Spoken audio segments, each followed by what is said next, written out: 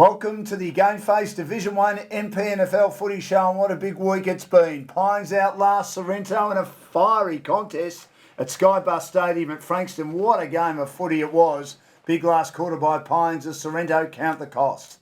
Edie Asp turn it on against the Redlegs. Charlie Martello is here to tell us all about it. Their first win since round one, and dare I say it, they finally win a last quarter. Bombers turn a 37-point deficit into a 7-point win over Rosebud. An incredible comeback after a dreadful first half from the Bombers.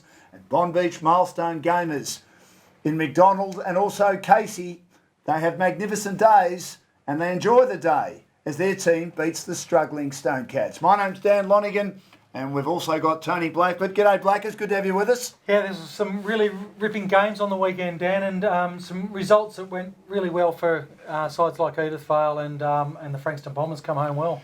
And the name Martello is synonymous at the Edithvale Aspendale Football Club. And Charlie, good to have you with us, mate. Welcome. It's good to be here. Thanks for having me. Big day for the footy club. I know we'll talk more about Edithvale in a second, but a stat that I've used a lot, and I won't use it again now because you won a last quarter. Yeah. Going into the weekend, you'd kicked 8-19-67 in last quarters to 29-40, 214. So you were down 147 points. Was it fitness? Was it application? No. What was it in those last quarters? You just seemed to run out of legs badly. Yeah, you could put it down to anything, but we had quite a big pre-season, so I think we're quite a fit side. I think things just weren't coming together, you could say. Does that come down to mindset and willingness to push? It's sort Maybe. of teams would kick a few goals and it was like things had just... Did you feel the that game plan would go? The confidence would erode when you Yeah. felt you'd worked so hard? I mean, the YCW game is the one that you must be thinking, how did that get away? Because I was watching the scores and had to go down and do interviews after the Dramana Pines match. Yeah. I thought, they're home here. This is a big upset. And then I was told later on that YC kicked the last goal in the last minute of the day. I mean, that would have really hurt more than any of the others. Yeah, that was... Because before that, I think there was probably 4 or 5 weeks where we played 3 quarters of footy, and then the last quarter we just, we went away. And that last quarter against Frankston, we were with them, or we were leading the whole game, and then for them to kick a goal, it hurt What a did bit. you do differently on the weekend that you haven't done in the past 2 months? I probably couldn't put a finger on it, but You kicked accurately for a start. we did kick accurately. They had a lot more scoring shots than us, and we sort of had them. I think we were winning the whole game. And in that last quarter, I think everyone had realised, right, we've got to put together a last quarter here. And it wasn't pretty footy in the last quarter, but it was. Doesn't matter. Yeah, it was enough to sort of hold them off. The job, don't you, Dan? Absolutely, Blackers. Now, we're hoping you'd get one of your mates to come with you tonight. Are we on the nose? Because we couldn't get anyone else. It's just you and your own, Charlie. Mind you, it's great to have you with us and we'll look after you, but would have been good to get a teammate. Poor old Plugger, I think he used every name that exists on the Edithvale Aspendale list, and they all said, you know where you can go. They must know that I'm on the... Well, they do know I'm on the show, but we don't want to talk to Lonigan. I think Charlie wanted to get on himself and he just wanted to be the lone speaker for Edithvale. Not at all. I'm not good at this. Now, you're having a great year. If it was a school report card, your football report card for the last 12 months, now that you've established yourself in the senior team, A, B or C, I reckon you're better than a C. I reckon you're almost a B plus or an A. I'd be happy with the B, yeah.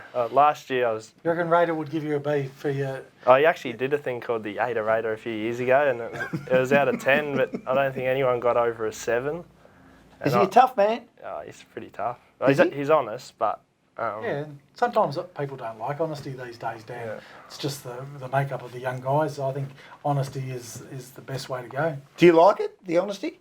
Yeah, I think he's a good coach, but sometimes I think different people need to be coached a bit differently, and it's not everyone's, I think. And sometimes when people are so brutally honest, you might say you're as weak as F and piss. Yes. Dan. Yes. Others You could have just said weak as piss. You didn't others have to add might the say other that word, you might need to go a bit harder, Dan. Next time the Correct. ball comes to you, you've got to go a bit harder rather than you. So it's just People don't like criticism. People don't like to be rejected nowadays, do they? They like constructive criticism, but when you're from an old school, it's hard to change, isn't it? That's right. Now, you've also got a lovely girlfriend called Nicola. Hello, Nicola. We believe that you're playing better footy because you settled down with her. Do you think that's helped? Oh, Not, said it would. not at all. No, I was with her last year too, and I had a stinker of a year. So Well, what's happened? What's changed? uh, Have you got used to each other? there might be another. Has she got girl- used to your bad habits? You got used to, well, her habits? I won't say bad habits. You can't say that about a female, can you? She doesn't have bad habits. No, I'm sure way. she doesn't. No, I don't know. She's with me last year and with me this year, so it's not her. Do you think the bye helped you? I would say yes, because after the first bye a few weeks back, we came out against Frankston and sort of played another good game, and then I think we dropped off against the Bombers. But having that bye again, I don't know, we sort of regrouped. The players took a few more training sessions and game plans and that sort of Changed a little bit. Yeah, and it was sort of drilled into us a bit Freshened more. up. Yeah. You freshened yourselves up, and you have a good run home. What about the boys from Noble Park? How have they been for the club? Oh, they're the nicest blokes you'll ever meet. Off the field, on the field, they're pretty tough. You wouldn't want to get on the wrong side of Dory and Robbo and stuff like He's a good that. fella, big Brett Dorr, isn't he? He is. Well, Yeah. we're talking of the Noble Park boys, Tim Walsh, I think he got himself injured, did he not? Tim Kelly, I should say. He sliced the top of his finger off at work. Yeah, he had. What happened there? I've only seen it in a bandage, but he's got stitches. I think the top of his finger was hanging, or yeah. Really? What's he, a chippy or something, is he? He's a plumber. Plumber. So I don't know how he did it, but Gee. yeah, it was hanging by a thread apparently. Well, hopefully he comes back pretty soon, and we know that Tom Lamb has had a viral infection. He may play this weekend. You need him back on that side, and you need him Yeah. playing a bit more consistently, don't you, Charlie? Yeah, well, he's put. I think against Bombeach he kicked 5 goals, and we can see what he could do. But when him and Bussy are both firing, we've got a pretty good forward line. Let's have a look at Edie's next 4. Mornington this week. Now, if you win that, you go 2 games clear of them in the battle to avoid relegation. Yeah. Big Then game. Pines, you were good for, again, 2.5 quarters, and Pines got away at Pines, but you're playing at home, which will probably help. The team that both teams love, it is the arch rival, isn't it? The arch Beach, rivalry isn't it? here, Bomb Beach. There is no love lost between these 2 teams. And then Rosebud, which was probably the start of their revitalisation after a slow start. So they're all winnable games. Pines might be a bit harder, but the other 3 are all winnable games. You win them, you're not out of the race of even playing finals, let alone avoiding relegation, which is no doubt your first aim at the moment. Yeah, well, that's it. Looking at that, I reckon if we win 2 or 3, hopefully 3, You need to win 3. 3 out of the next 4, Yeah. we could be back on track. But games like Bomb Beach and Rosebud, we were with them for 3 quarters last time, even Pines.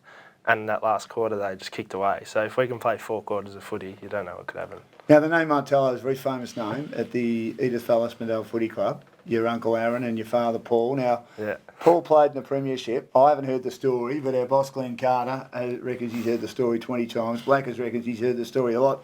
He is telling people, is this true or That he was the false, difference. Charlie, that he was the difference between Eddie Asp winning the flag and not winning the flag against Coringal? Did he not get involved in an incident which might have turned the game? Yeah, He's quite proud of it.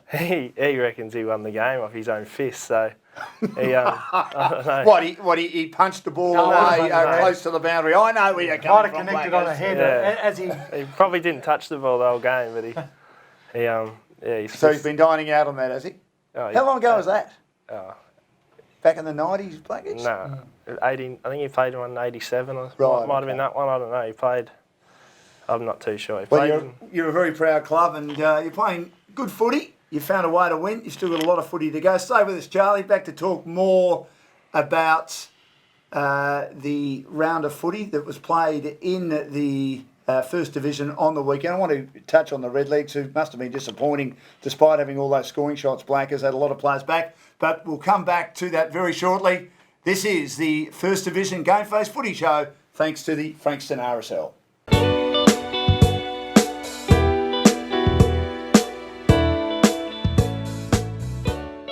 This is the MPNFL Division 1 Footy Show from GameFace. Great to be here, thanks to the Frankston RSL, Dan Lonigan, Tony Blackford, and young star from the Edithvale Aspendale Footy Club, Charlie Martello, joining us as well. And what a good game he played on the weekend, and his team having a very, very important win, their second win of the season. Now, they beat Mount Eliza Blackers.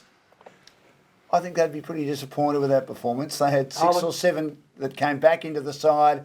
Turnbull, Small, Bain that missed the previous week when they got beaten in the curtain raiser by the Bombers. They're just struggling, aren't they? Yeah, they really are, and especially at home, in a game that they would have built themselves up to win, Dan. I think it's very disappointing for Mount Eliza just because they're in that mix to fill 4th, 5th. Well, they've got a good percentage. They've won 4 and they've lost 5, but they've been replaced in the top 5 by the Bombers and Bomb Beach, who've now won 5 and lost 4. And YCW, we'll talk about them shortly, also jumping out. So it is a pretty tight comp. Yeah, and probably just struggling to kick goals at the moment, Mount Eliza. Yeah, they are. That's been a real issue for them. Shane Tennant kicked 4 and he's on one leg. He really shouldn't be playing, but he played the previous week against the Bombers and he really was struggling. And went forward and then he did the best he could on the weekend. But if he's not fit, that's right. They just haven't got his drive, which they need probably more at centre-half back, don't they? That's exactly right, Dan. So they've had to throw him forward to just try and get some scoring opportunities. Now, on Sunday we saw a cracker. It was an intense game of footy. There was no love lost. There was plenty of people in the crowd having a say, getting heavily involved. It was wonderful being there. Called the first half with Wayne Camp, the coach of Frankston YCW. Called the second half with the Goose, Simon Goosey of Mornington. Yeah. And with us too was Brett Gent. It was a great innovation by Glenn Carter and the team. And Brett, of course, runs Southern Umpires. And he had access. He had the headset. He had the headset. So he could actually speak to the on-field umpires, while at the same time, Goose and I really thank Brett for this, would ask us a question, but he would not break stride in regard to answering our question straight after he'd spoken to the umpires. He was sensational, really enjoyed having him there. The Goose said to him, what about the 50-metre penalty from the previous day? And I'm thinking, well, hang on, Goose, I know that's the way you operate, but we've moved on to the next. So apparently Goose rings him at 5 o'clock on a Saturday afternoon after he's addressed his players. Jenny used to do the running for Goose when Goose was down coaching Frankston. Right. So they've got a wonderful relationship, and Jenny's a great person as well. But what happened on the weekend, Dan, was terrific. And the mail that I get from people around the football community, Dan, is that they loved your call on the weekend. Thank you, Blackers. Really enjoyed it. It was a great game of footy. Now, there was plenty of heat, as we said, in the game, as there should have been. One man who loves the heat in the kitchen, and he gives as much as he gets as Lee Paholke. And let's have a look at him get under the Python's skin, even though he wasn't 100% fit. Good hand pass. James Hallahan's back on. He's limping. Got it to brother Mitch. Mitch kicks inside 50. Corpus knocked the ground. Here's Paholke. Open goal. Money for Jam for the superstar. And he kicks another one. He's first today. That's just what Pines didn't want. Geez, I've been impressed with Iezi. He's getting out on his own, and they seem to be looking for him, and he hasn't let him down once yet. He's a danger player for him, and Pines have got to respect him. He's able to move the ball quickly in there, and that was another instance of Pines getting Sorrento getting it in quickly. Oh, hello. Something else going on. A free kick. They've fallen for the 3-card trick. Jeez. Third Income, they've fallen for the 3-card trick. He would have got in their face, and I didn't see it, but there would have been a reactionary remark or a reactionary, I suppose, gesture from the Pines. And he's having a lovely time, the great man. He's gone back. He's just shown it to the Pines players and said, this is my ball. Try take this off me. He just loves it. He is the showman. This is what I'm talking about with the getting in their face and the chatter. You know, it's working for him today. So 2 in a minute. He misses. Luke Delmo was outstanding. He actually was in the midfield and he would have won 15 to 18 clearances, if not more. Well, absolutely brilliant. He also kicked the Garley Trophy's goal of the day. Let's have a look at that again and what he had to say post-game about his best on-ground performance. Can't take the mark. Off hands, picked up by Hendry. Handballs now to the brilliant Delmo. Beats 1, beats 2, steadies from 40. Goal. Delmo, you're a star! You deserve to be best on ground. Magnificent play by Delmo. He took them on and he's kicked a ripper. He's done all the hard work and then he finishes with some brilliance. I think the best man on the ground was this man today, Luke Delmo. He would have had about 35,000 clearances if you can have that many. Absolutely superb. Is it one of the best games you play? Yeah, in recent times that's one of the best games I've played, yeah, definitely. Do you normally play in the midfield? This year I've been in a little bit of wing time, and when Aaron and that were out, I had to spend a bit of time forward, but midfield's where I like to play, so yeah. And did it help that you were able to read Luke Loudon? I mean, he won a lot of the tap outs, but you seem to read him pretty well. How were you able to work that out so early? Yeah, well, it's good to have a guy like Paul Scanlon on the boundary line who's played so much footy and knows what, like, he can read things like that. So every time I come off, he was telling me trends and all that, and then he's like, Loudon's, he's pretty predictable where he's going to hit it. So yeah, we just tried to read off him. So yeah, it definitely helped. Swings and momentum's early. They've got a few injuries. We know Paholke wasn't fit. Hallahan went down early. Luke Brigden went down early, which meant they were missing their best key defender. That certainly helped you, but they kept at you for a long time. When did you feel you had their measure? We felt obviously they got a few out and they were running a bit empty on the bench, so we thought our fitness would eventually break them a little bit, which it panned out they did. But yeah, we know they're super sides, so they're always going to hang around. So we just had to keep running, keep grinding, keep putting the pressure up, and hopefully our things will go our way, and it did. So is that the best game you play? Yeah, I think so. I think it is, yeah. So you feel you belong in the midfield now? You've obviously been an important part of this team for a while now. You can kick goals, but you feel you've got an important role to play in the midfield even when Chewy comes back in the next few weeks?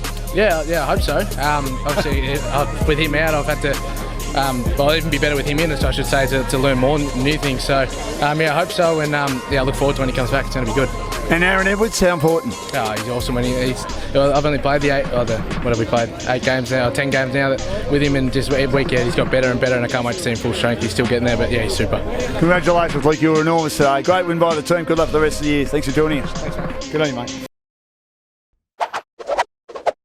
Well, and he did say it was his best game. That's his best game for Pines Footy Club since changing over from Pearsdale, Dan. Yeah, he was absolutely magnificent.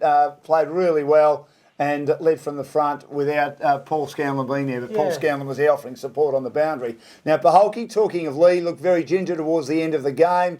What about Dan when he got that Markle free kick and he couldn't take it and he walked off the ground? Well, he didn't go completely off. What happened was, I don't know whether Charlie knows about this either, he got about 3/4 of the way to the boundary and then came back on, and then Brett Gent said to the umpires, boys, he's got to go off. He has to go off because he's not taking the kick, he has to go off. Yes. And he can't come back on at the moment because he's not taking the kick. He's definitely got to go off. So what he did was he went off and then he came straight back on. And it's in the rules, but it's a stupid rule. Yes. And Brett agreed with me. I mean, all the umpires were doing was going by the rules, but it was a terrible rule and probably not in the spirit of the game. And I'd be very surprised if he's fit to play in the next couple of weeks. I reckon they should rest him this week. But the issue they've got is that James Hallahan got injured in the first quarter. He tried to come back on and he played out of the square in the second quarter, could hardly move. He's done his ACL.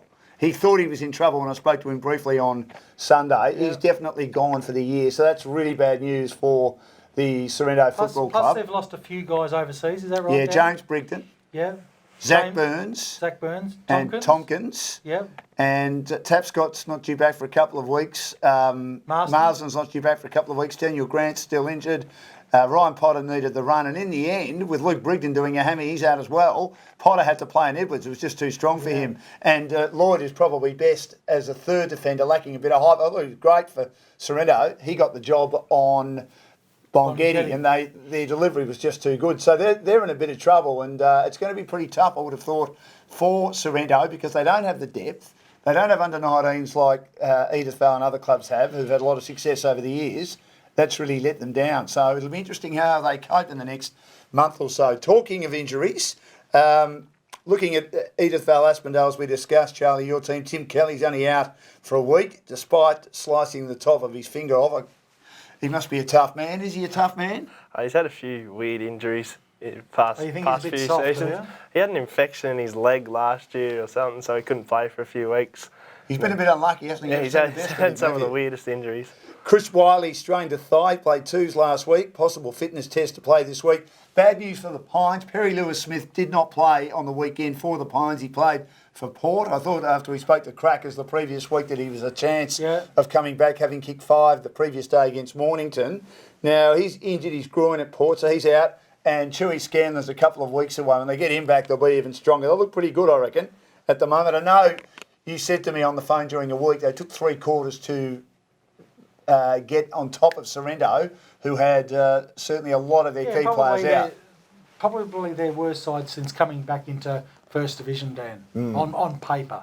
But it was still a good performance. I thought Luke Potts was amazing too, off half-back. There's a great interview of him up on the GameFace website as well after the win. And a certain gentleman's posted a photo and said, 2 good heads for radio. Thank you, Glenn Carter. I'll probably agree with him though. Now, YCW, Hodgson, Minchington, Hoorah and Wagner all set to return from injury, and GYC need them. And plus Street and Credlin will get back because Richmond have the bye. Chad Harris will be back for Sorrento because Richmond have the bye. So they're the clubs at the moment in First Division, just with a little bit of an injury update, which we'll give you every week on GameFace. And that was really good that Pines and Sorrento played before the Frankston North Melbourne game. Yeah, it was. It was a interesting. good crowd, And like great atmosphere, intense contest. So what happened at the end of that game? Like, there was 18 players from North Melbourne and 18 from 36 players, and they were all looking for Dan Lonigan's keys. And here your keys are, Dan. Correct. Yes, thank you very much, You made them Blackers. stop the I haven't had game. my car for a week. I had to get to a soccer match, but I got a lift. Someone gave me a lift out to Knox, and I got there for the soccer match as well for You stopped the Football game Victoria. because you had another. I have that much influence. Yeah, but you had another Mick O'Neill call on loves the me. game. Yeah, I did, so, yes. Mick O'Neill. Yeah, thank you Give very me much those for the keys and keys. give I'm to trying you. to work out what was happening with those keys before. Yeah, that was a bit embarrassing. Actually, no, they were in another jacket, which Glenn found for me. I was just starting to sweat and panic. But, yeah, I was causing some issues with all the security guards, as I often do. But, you know me, I'm hopeless. We'll be back with the Division 1 Team of the Week, brought to you by the Frankston RSL in just a sec.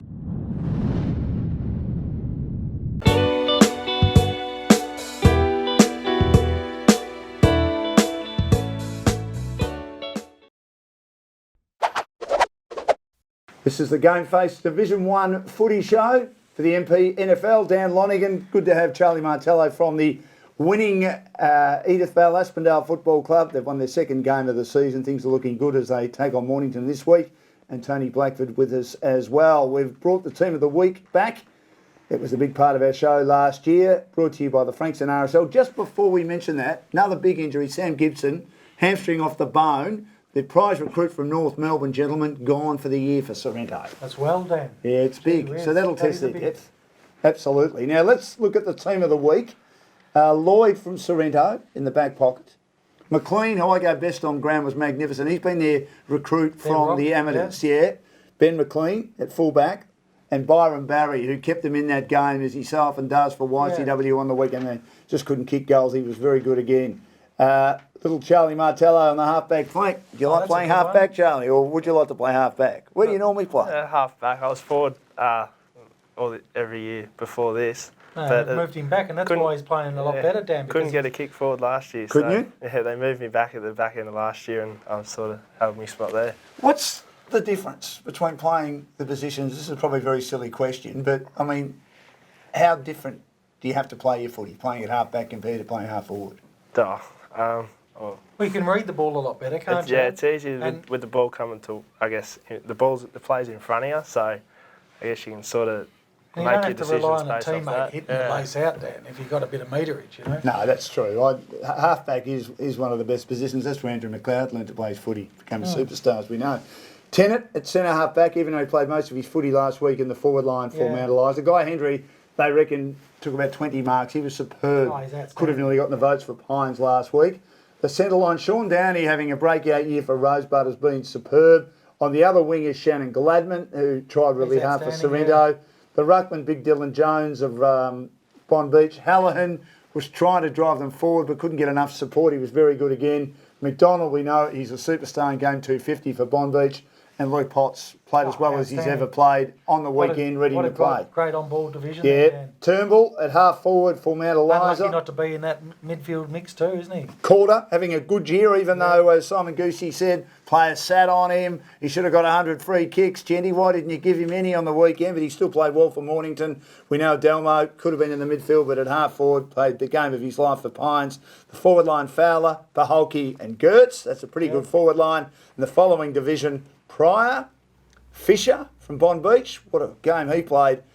Jackson Casey from Bond Beach, who have been inconsistent, but that might have been their best performance in front of the Yeah. 79 premiership team as well. Wasn't that And that it was a 40-year great reunion? day. Yeah. Loved every minute of it. Possum Carpenter was there and a few of the others. Max King, who was league president at the time. It was great.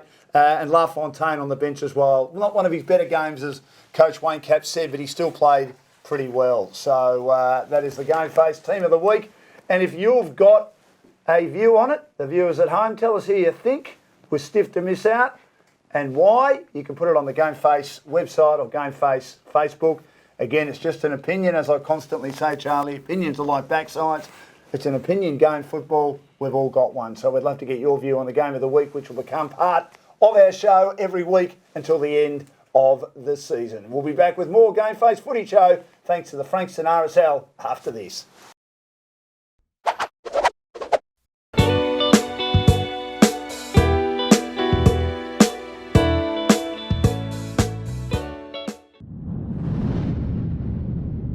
Welcome back to the GameFace Footy Show, looking at Division 1, thanks to the Frankston RSL with Dan Lonigan, Charlie Martello from Edith Val Aspendale and Tony Blackford. Well, one of the teams, Charlie, that beat you, the Bombers, they came from behind, they found a way to win. There's a bit of belief at your old team, Blackers. They were 37 points down. When I saw this score on the GameFace website, I thought, you're joking, aren't you? I thought Rosebud have got it won. Another narrow loss to Rosebud. Might cost them a spot in the finals. They got beaten by a point virtually after the siren by Sorrento the previous week. Ryan Marks Logan, I thought he was outstanding the previous week in the match against Mount Eliza. He's a real best on ground performance in game 150. Dan, he's a consistent player that he doesn't say much. They call him rowdy because he's so quiet, but he reads the ball well, he intercepts well, he makes right decisions. So good on him, mate. Kobe Villas provided a spark with 4 goals in the third quarter. Bit of an X-factor play. You played against him, Charlie, no doubt? Played against him the week before and went to school with him. He was a few years below me, so he's a good kid. Yeah, and he can certainly play. Now, Alex Harnett has been brilliant. He's out. Jake Batchelor comes in, former AFL player. Pretty good addition, a premiership player for you back in 2009 as a 17-year-old. Not a bad player to fill in Harnett's shoes. He kicked 2 for the game, so a good one out and a good one back in. Bit of depth. And look, they've got and I think Plugger talks to Bo Muston, but gee, they've got a lot of players out at the moment. Yeah, they do. And they've been able to cover those guys and get vital wins to be 5-4 at the halfway mark, Dan. So their percentage is still a worry. They've got to keep winning. I mean, if you win enough games, you forget about percentage, don't you? That's what it's all about, isn't it? Now, as you said, Plugger caught up with their coach, Bo Muston, at half-time of the Sorrento and Pines game, mainly concentrating on what happened at the start when they got blown away and what happened in the third quarter when Cody Villas turned on a clinic to get his team back into the match.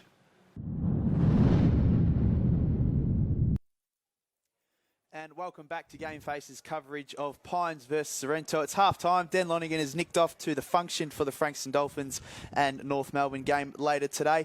Joined by Bo Muston, the coach of the Frankston Bombers, who had a bit of a slow start yesterday, Bo, but you must have put the words pretty seriously at quarter time to make them bounce back in that second quarter. Yeah, look, I think we were 41 points down towards the later half of that second quarter and just weren't playing really good footy. Rosebud were sensational. They were harder at the contest. They were a lot cleaner at the contest. And tactically, they were a lot more superior than what we were doing. We tried to probably play a similar game style to what we did out here against Mount Eliza the week before. And Rosebud really were accountable and were able to move the ball and shift the ball through contested possession really strongly. And we had a really good look at it at half time and changed it. And we were lucky to kick 6 goals in that third to give us a little bit of a fighting hope going into the last. You haven't played much footy this year. Is it a plan for you to be able to get back on the field later on in the year, mate? Look, I'm hoping. I would love to play. I'm just... I know you didn't want me to ask you that question, but we're all wondering, so we want you to give a straight bat answer. Look, my plan is to try and get back to play, but I'm also open that if my body doesn't allow me to over the next 3 or 4 weeks when I'm planning on a bit of a building phase of my stress fracture, if it doesn't allow me to get back and play, I'm open to just be on the bench and coach. I feel like I'm coaching well enough now from off the field that it's probably no benefit to really get back on there if I can't get my body right. You'd rather be out there, is that right? Look, I actually think it's easier to coach off the field. I probably see a little bit more than what I would on the ground. I used to think being a playing coach was the easiest because that's all I knew, but now stepping away from a more extended period of time, I'm getting a lot more comfortable and being able to witness and see some things that I probably weren't able to do when I was playing down back or up forward. Bomb Beach next week. They're coming off a really good win against Frankston YCW yesterday. And then after that, you go to Dramana, and then you got YCW yourselves. We'll start with next week. What are your plans going in against Bomb Beach? Because you've got to win round 1 against them, and a really good one too. Yeah, it was a really tight contest round 1, and we highly rate Bond Beach. They're really structured. They've obviously got some higher. I think Shane McDonald's the best player in the competition. Still by a in mile. top form. Yeah, he's unbelievable. So got to obviously put a lot of time and work into him. Whether Dennis Lane plays forward or up through the middle is going to be a little bit of a tricky one to work out who we put to him. But we get a few back next week, which will be good. But I think it's. Bond Beach at Bond Beach are always a tough contest. They had a really big match for Casey's and McDonald's, 200 and 250, so they had heaps to play for yesterday. And I think there's going to be 4 sides that are probably battling it out for that 4th and 5th spot, and I think us and Bond Beach are those sides. So, it's going to be really integral for us to try and get the W. The first time you had Jake Batchelor playing for you guys was against Sorrento in a massive day for the club. Yep. It was a premiership reunion. I was there at the last final minutes, and there was people everywhere. You didn't promote Batch playing yesterday, mate. So is that something you guys are trying to keep close to your chest at the moment, not letting everyone know that he's going to be lining up each week? Oh, look, it wasn't something that we deliberately did. However, Batch just... after the first one, when we announced it publicly, he just wanted to keep it a little bit more low-key, didn't want to make a big fuss about it. And, with Alex Harnett going to VFL, it was just a straight swap on our team sheet. So we just kept it as quiet as we could. He didn't want any media promotion about him playing. He just wants to get about his business, which is great. How valuable was Harnett? Oh, look, well, I think on the GameFace footy show the other day, Hulks rated him in the alongside McDonald, Hallahan. Fair enough. And fair enough too. Yeah, he's been super for us. I think he kicked 8 goals in the 3 games from us as a midfielder, and goes back up to Dolphins, which we expected. Lucky for us, he's played enough to qualify if we do make finals. Handy. And he hasn't played too many for Dolphins that he overqualifies. So we're in a good position with him. I think Greeny has found a job yet. The question was, has Greeny found a job yet, just from Glen Carter, just in case you didn't hear it? He's actually working for our president, lifting some batteries up some towers, so he's loving it. I want to go back to the game yesterday. Kobe Villas, third quarter, 4 goals. Yeah. He lifted you guys. How important is it for you guys to have a young player like Kobe Villas be able to provide you with a bit of spark? Oh, look, he's one that the boys love to follow. He's he's got that real X factor, and he can not do much for a quarter or a half, but then in a third quarter, when our backs are against the wall a little bit, kicks some really classy goals, lifts his forward pressure and craft. To see a 19-year-old kid be able to have an impact on the game, that was by far the best game he's played in Frankston Bombers colours. Sam Fox didn't line up last week. We thought he was going to. He ended up running water. Where's he at in terms of playing for you guys? Is he too committed to the Sandy Zebras, or how much access do you think you guys can get to him in the later parts of the season? Well, look, we spoke to Sam the 2 weeks prior, and he'd sort of penciled that one into play. He's obviously very highly regarded at Sandringham now, and he actually had the leadership group pretty much say, mate, we don't want you to play, we want you to recover. You're so important to how we're going at VFL level, and it was a hard one for Sam to swallow, but he had to sit on the sidelines. But he's been so helpful for us. But realistically, I think we'll be lucky to see him once for the year. Last week, you guys were the curtain raiser before the Frankston Dolphins game. How did you guys find playing at Frankston Park earlier in the year than you might have wanted to? Look, yeah, we didn't get to play at Frankston Park last year because we weren't in the finals. The previous years we were lucky enough to, but look, our boys really lifted. We've got a lot of guys that have played games of footy, whether it's through VFL or finals. The previous years through 16 and 17. So we definitely love the deck. It's a lot quicker underfoot than what the Bombers' sogginess is in the middle of winter. And Sereno obviously renowned not always liking to come down to your ground sometimes as well. They do enjoy Frankston Park due to some success over the past couple of years. If you could get Sereno on this deck in the coming weeks, how important is it for you guys to play them at a place where they don't really like coming? Oh, well, I think Sereno play their ground really, really well, a smaller ground. I do think that their foot skills are elite. I think they're one of the cleanest sides with ball in hand and foot. So would it be fair to say that you guys don't like going there as such, and they don't like coming to your ground as such? Well, fair to say. I think in the last 4 or 5 years where I've gone down to Sereno, I actually don't think we've walked away with less than a 10-goal defeat. So it probably shows that we need to break a little bit of a hoodoo that they've got on us down there. And just before we get to the Goose joining us in commentary in the second half of this game, what have you taken out of this contest? Oh, well, I think it's a game of momentum shift, similar to what we had yesterday. I think Sereno dominated the first quarter, didn't quite get the scoreboard pressure on, and they dominated 25 minutes of that second quarter, and we're in a really strong position, about 4 or 5 goals up, and then Paddy and the guys, they change a few things and structurally, and they end up getting their hands on the footy. Edwards and those guys starting to get involved in Bongetti, and they're able to just create some goals, and it's a 3-point contest going into the second half. Bo, thanks for joining us, mate. There's a cracking game of football about to get underway again in the second half, similar to the last time these two teams played on this deck.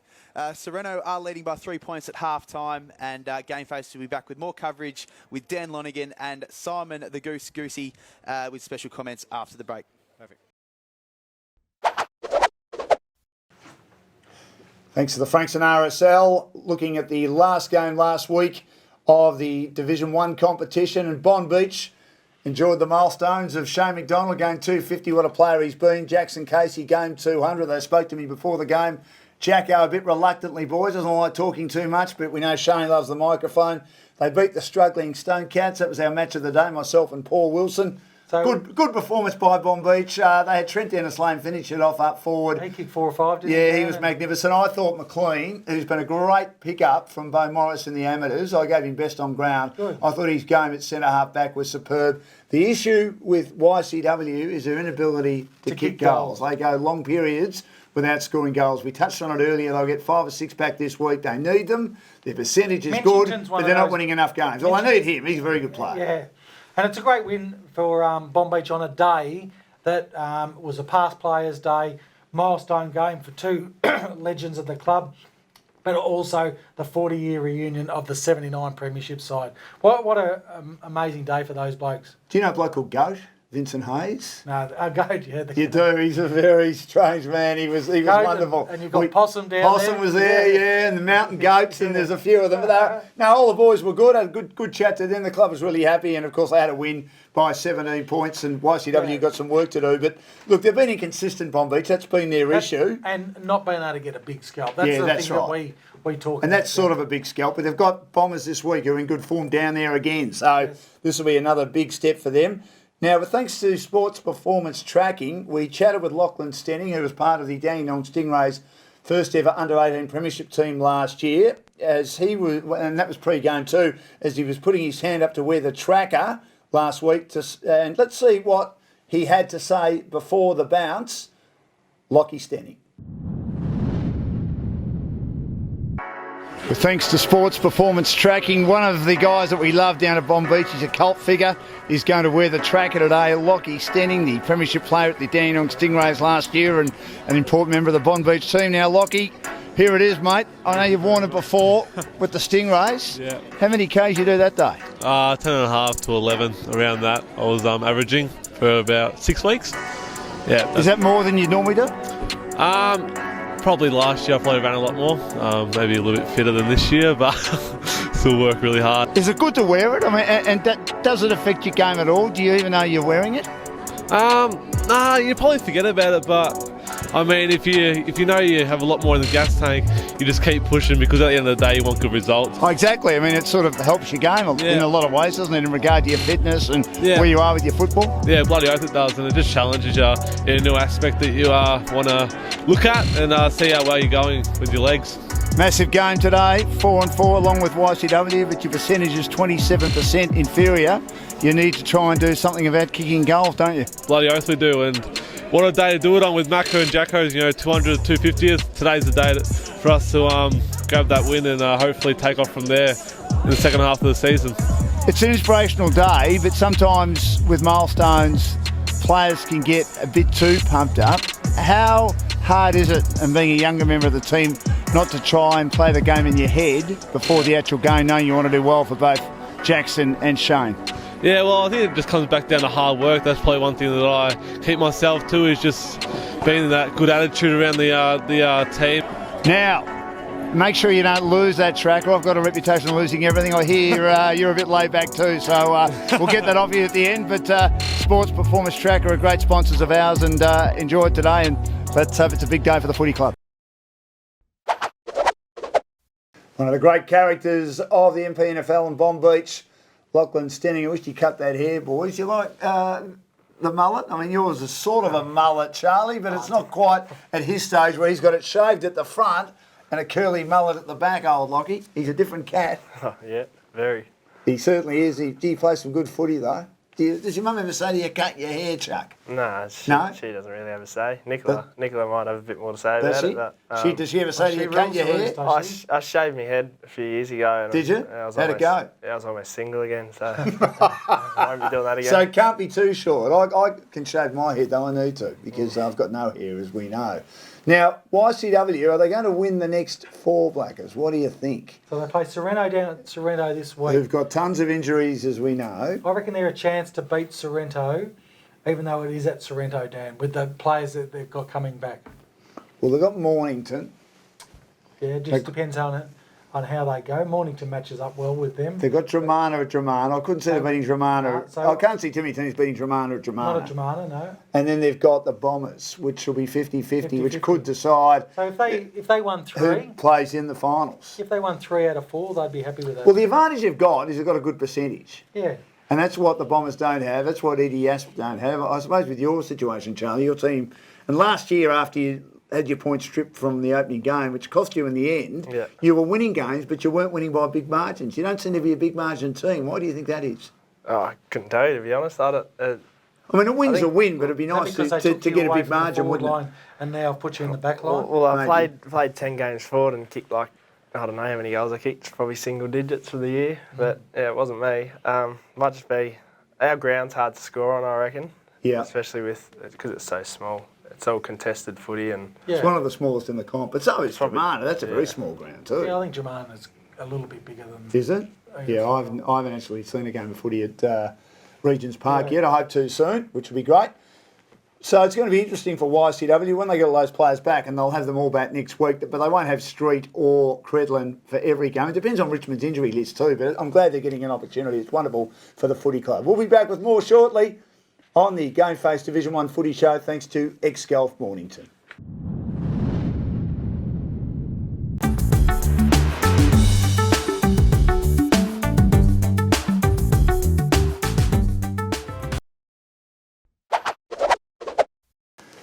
Well, Sorrento are still on top in the senior ladder in Division 1. Despite their loss on the weekend, they have the best percentage in the comp by 10% from Pines. But it's going to be a really interesting battle between now and the end of the year, Charlie, and also Blackers as to who finishes on top. We think Sorrento, with their injuries, that might be the difference in the end. Yeah, I think the injuries might get Sorrento on the way home. They'll still be good enough probably to hang on to play finals and even a top 3, but they've got to win some games. And while they'll be waiting for the bye to happen, Dan, so they can get their list back together. Dramana going really well. Won their last 5. They just continue to be one of the really impressive teams in the comp. Josh Bateman out for a few weeks with an injury. That'll affect them a bit. Ricky Johnson, he's a very important member of that side. We know Fowler, Gertz, Quigley, Johnston. Terrific team, terrific players. They play that ground well, so they've been the surprise packet for me, but playing wonderful footy. I think it'd be fantastic to see them finish in the top 3, Dan. Bond Beach, their percentages are worry, 20 points, 95.3, they're in 4th. The Bombers, their percentage not great, under 90, they're in 5th. And the two teams have got better percentages, but a game behind them. YCW, a percentage of 115.6, and Mount Eliza have a percentage of 109.12, but they're one game behind. But should they win and the other teams in front of them lose, well, they'll go back in the top 5. So it's a real battle there. And then, of course, you've got Rosebud, who've got a better percentage than both Bombers and Bond Beach, who've lost 2 narrow ones in the last couple of weeks. It might prove costly. Their percentage is 91.45. Yeah. Oh, look, it's anybody's race on the way home for 4th and 5th. I think the top 3 are set, but 4th and 5th is up for grabs, Dan. And Edith Val Aspendale on 8 points, a percentage of 79.84. Mornington, the favourites to probably go down at this stage. Should Edith Val win this week, it puts them 2 games clear, no doubt. Massive game. That'll be a sigh of relief. Has there been any talk about the importance of avoiding relegation for such a proud club like your club, Charlie? Has that come into the conversation at all, even though we've only been in the first half of the year? I wouldn't say so. I'd say the style of footy we were playing isn't what I don't think we could put that together for a year. I think like what we played against Mount Eliza is what we're capable of, and we sort of haven't expected to lose this many games, of course, but I think we always knew, or we do know, that we're gonna Gel together. gel together and put together a better back half of the year. So. Well, we'll see what happens as Mornington's on the bottom of the table with just the one win. Now, the goal kicking, Lee Paholke kicked 2. It's his lowest amount for the season so far on the weekend, but we know he's injured on 46. Jackson Calder, big weekend for him, kicked 6 to go to 34. Trent Dennis-Lane, 5 to go to 26. He was terrific in their win. Sam Fowler's been solid on 22 goals after kicking 3. Joseph Fisher, I like the look of him as centre-half forward. And not only does he kick goals, Blake, as he moves up the ground and makes dummy leads and makes strong leads, and then opens up the forward line for Trent Dennis-Lane behind him. He was superb again. Very good player. He kicked 2 and he's on 19, the Bond Beach player, and Ethan Johnson just 1 to move to 18. So at this stage, Lee Paholke, unless he misses a fair bit of footy, should win the goal kicking. The tips, boys, for an important round of footy this week. And it is round 10 and we start playing each other again. So we're looking towards, can you believe, at the back end of the season. We start this weekend and it's Pines up against Mount Eliza. Pines at home, I would expect them to win. Mount Eliza, though, they need to win. Pines for me, Dan. Yeah, Pines. Pines, absolutely.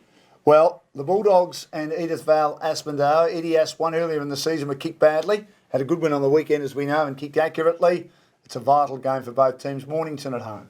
Yeah, I think Mornington in a real close one. If it was at Edith Vale, I'd pick Edith Vale, but I think Mornington, they last time they played at home was against the Bombers and they had an outstanding win. When I said Mornington at home, they're hosting the game. I still expect Eddie Asp to have a win. Pretty confident, Charlie. I mean, what have you learnt from last week that you think you can take into this week? I think if you put together 4 quarters, we're a much better side than what we've been showing. So, round 1 we played them as well. I think we beat them pretty convincingly. So if we can put that footy together, we should get the job done. Sorrento hosting YCW. If YCW get all the players back that Wayne Capps says they will, this is their best chance. They've got to kick goals to beat a team that, again, will be fielding a side well short of its best. Yeah, that's why I think that it won't be an upset, but I think YC might have a stronger list this week to be able to beat Sorrento in a real close one at home. Yeah, I'll go for YC. I'll go Sorrento. Yeah, they're very hard to beat at home. If YC lose that, it'll make it tough for them. Dramana hosting Rosebud. Now, Rosebud have been pretty good, and they should have won the last 2 games, and that would have affected their confidence. But Nick Jewell's a good coach. Oh, He'll now compartmentalise and worry about the next game. Those 2 are gone, no doubt about that. Dramana, though, at home, always tough. I'm going for Dramana. Dramana for me. Even though Rosebud are right next door, so it's the neighbours. So they'll get a good crowd to that game on the weekend, which is great for the competition. And Bond Beach and the Bombers. Now, 2 very inconsistent teams, but the Bombers have won 4 of their last 5. Bond Beach, a good win on the weekend, but they've had trouble stringing good wins together in consecutive weeks. But this is vital for both teams with poor percentages. And not only do both teams need to win, they need to win by a bit to help their percentage. Oh, but like you said earlier, Dan, if they can just keep winning, they'll just keep banking the 4 points. I think the Bombers' form has been better than Bond Beach's, and for that I'm going to go for the Bombers. I'll pick Bond Beach at home. Should be tight. I'd go Bond Beach at home too. And Hulks, he's going for Pines. Not that it matters. Edith Vale Aspendale. You know we love your Hulks though. Sorrento, Dramana and Bond Beach. Really good round of footy coming up in First Division. Thanks so much, Charlie, for joining us. Well done on the weekend. Good luck for the rest of the year. Say good day to the old man for us, and I'd love to hear his story actually face-to-face one day. I know he's told everyone else, but he hasn't told me yet about how he said he won a premiership on his own, with his own fist, back in the 1980s for Edith Vale Aspendale. Thank you, Blakers. Thanks, Nick. Thanks, too, to Plugger. And get your game face on.